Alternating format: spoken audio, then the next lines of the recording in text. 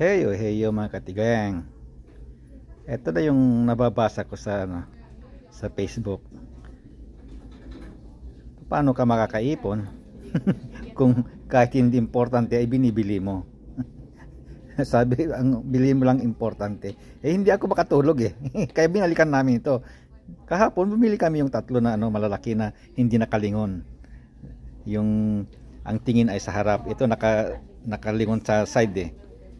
Binalikan ko ito kasi last na ito eh, wala na sabi ko sana andun pa, yun andi dito nga, kaya binili na namin. Ito medyo malaki rin, kaya lang mas malaki yung kahapon.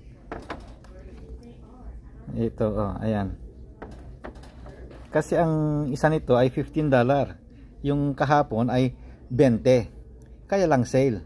Yung 15 ay naging ito, ayan, 15 naging 750.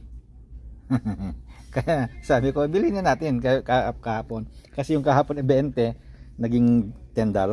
Ngayon ito yung 750, kaya sabi ko bilhin na natin lahat. Kaya paano tayo makakaipon ngayon? Lahat ng nagugusto natin binibili natin kahit hindi importante. Okay, basta pagbigyan yung desire ng ng sarili mo ay masaya na, okay na. Okay mga katigang, babayaran na natin to. Bye bye.